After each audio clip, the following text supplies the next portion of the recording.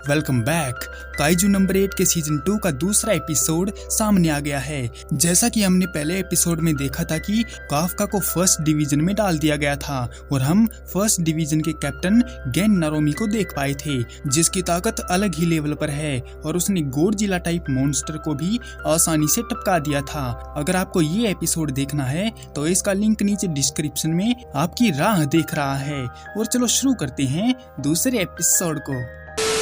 Shinagawa शहर में शांति फैली हुई थी और लोग बाग रोज की तरह अपने काम कर रहे थे, पर अचानक से वहां पर भूकंप आने लगता है जिससे खलबली मच जाती है और बिल्डिंगें गिरने लगती हैं, जिसका मतलब था कि काइजू का अटैक होने वाला है और सारे लोग फर्स्ट डिवीजन के आने का इंतजार करने लगते हैं। शहर के बीच में एक बड़ा सा गड्ढा बन जाता है और जब एक लड़की उसकी वीडियो बनाने लगती है तो उसका कैमरा किसी की आंखों पर फोकस करता है। लड़की समझी नहीं कि आखिर वो है क्या, पर तभी गड्ढे में से बड़ी बड़ी एंट काइजू निकल के उन पर हमला बोल देती हैं। और वहीं फर्स्ट डिवीजन के बेस पर ट्रेनिंग के बाद भी काफका अपनी ट्रेनिंग जारी रखता है, क्योंकि उसे अपने आप को प्रूफ जो करना है। और शिनोमिया का भी कुछ ऐसा ही हाल है, वो ट्रेनिंग से सेटिस्फाई नहीं है, इसलिए वो और ट्रेनिंग करना चाहती है, जिसके लिए शिनोमिया नारोमी से मदद मांगने जाती है। तो देखती है कि नारोमी उसके सामने झुककर भीख मांग रहा है कि शिनोमिया उसको थोड़े पैसे उधार दे दे,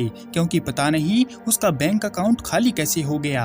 मगर शिनोमिया उसके पीछे पड़े बॉक्स देखकर समझ जाती है कि नारोमी ने अपने सारे पैसे शॉपिंग करने में उड़ा दिए हैं, जिसके लिए शिनोमिया उसको डांटती है कि उसे अपने जूनियर से पैसे मांगने में शर्म नहीं आती या वो उसे बेच खा गया है। पर तभी काइजू अटैक का सायरन बजता है तो वो दोनों अपने अपने सूट पहनकर रेडी हो जाते हैं और नारोमी उन काइजू पर गुस्सा है, क्योंकि उन्होंने पैसे उधार लेने के टाइम में बीच में टांग अड़ा दी, इसीलिए अब नारोमी उनकी बैंड बजाएगा। फिर वो लोग अपने हेलीकॉप्टर से चल पड़ते हैं, जबकि शहर में एंट काइजू के आने से लोग अपनी अपनी जान बचाने के लिए शेल्टर की तरफ भागे जा रहे थे।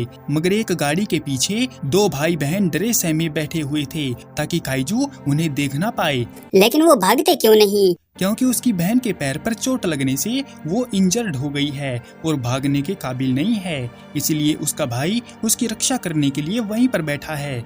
देखो यार, रक्षाबंधन आने वाली है और उसका बढ़िया एग्जाम्पल इस लड़के के अलावा और क्या ही हो सकता है, जो अपनी बहन को बचाने के लिए अपनी जान खतरे में डाल रहा है। अब आज के बाद कोई आपसे पूछे कि रक्षाबंधन का मतलब क्या होता है तो ये क्लिप उसके मुंह पर दे मारना नहीं बल्कि प्यार से देना। मजा आ गया भाई, मजा आ गया। खैर, टॉपिक से भटक रहे हैं तो सीधा स्टोरी पर आते हैं। उन भाई बहनों को एक एंट काइजू देख लेती है तो उसका भाई पहले अपनी जान देने के लिए आगे आ जाता है और फिर जैसे ही वो उन्हें खाने आगे बढ़ती है तो बीच में नारोमी आकर उस एंट को फाड़ के रख देता है और उन बच्चों को बचा लेता है, जिससे खुश होकर बच्चा उसका नाम लेता है। तो नारोमी उसे कैप्टन ना कहने के लिए सजा देता है कि उसे घर जाकर अपनी माँ के सोशल मीडिया अकाउंट से उसकी तारीफ करनी होगी। फिर दो ऑफिसर आकर उन्हें सेफ जगह पर ले जाते हैं और नारोमी अपने साथियों से हालात की जानकारी मांगता है तो उसे पता चलता है कि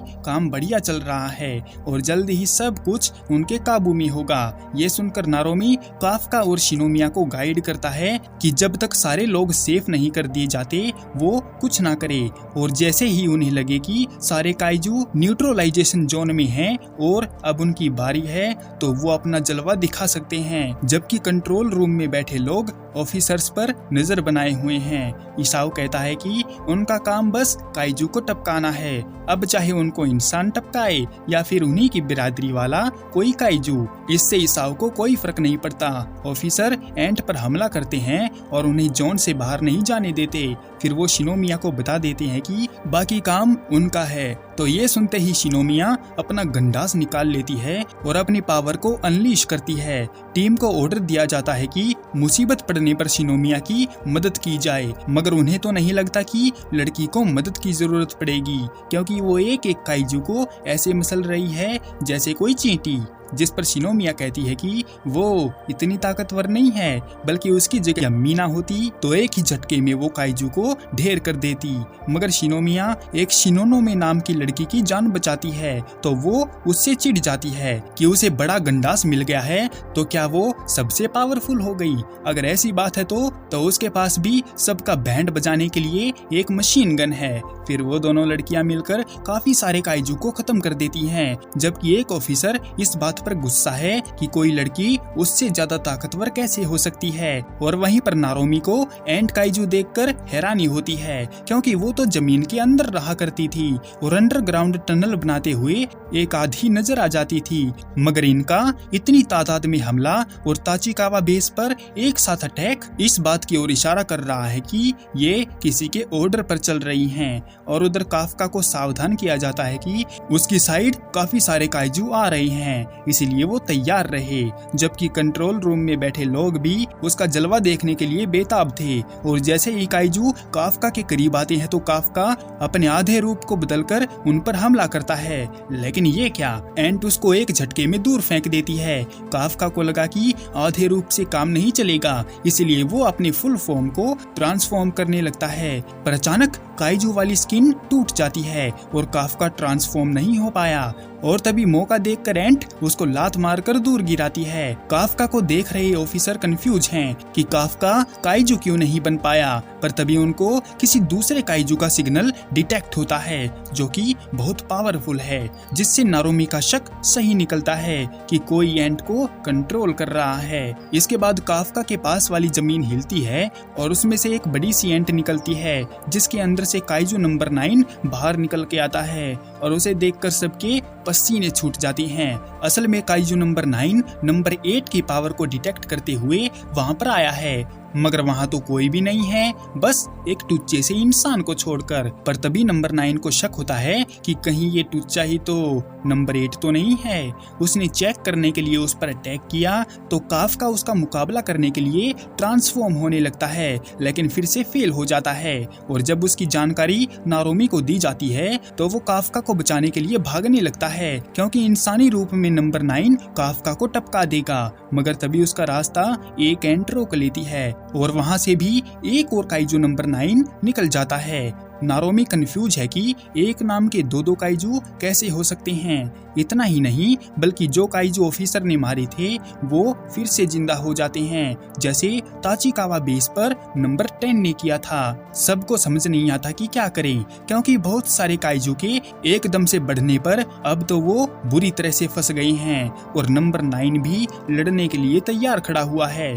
और काफका वाले काइजू पर डिफेंस फोर्स हमला करने आती है तो वो उन्हें प्यार से सुला देता है और कहता है कि उसका एक काम तो हो गया, जबकि दूसरा काम है काफका को टपकाकर उससे वो चीज हासिल करना जिससे वो काइजू बना है। नंबर 9 काफका को पीटने लगता है तो काफका एक और कोशिश करता है ट्रांसफॉर्म होने की, मगर वो फिर से फेल हो जाता है। जबकि कंट्रोल रूम में इशाओ को शांत रहने के लिए कहा जाता है, क्योंकि बार बार स्पेशल पावर के इस्तेमाल से उसकी जान पर भी बन सकती है। और वहीं पर नंबर 9 जब काफका को टपकाने ही वाला होता है कि तभी शिनोमिया आकर उसे बीच में से काट देती है, लेकिन इससे नंबर 9 को फर्क नहीं पड़ता और वो पहचान जाता है कि इस लड़की के साथ उसका एक बार पहले भी सामना हो चुका है। लेकिन शिनोमिया अब काफी स्ट्रॉन्ग है और उसका काम तमाम करने की बात कहती है।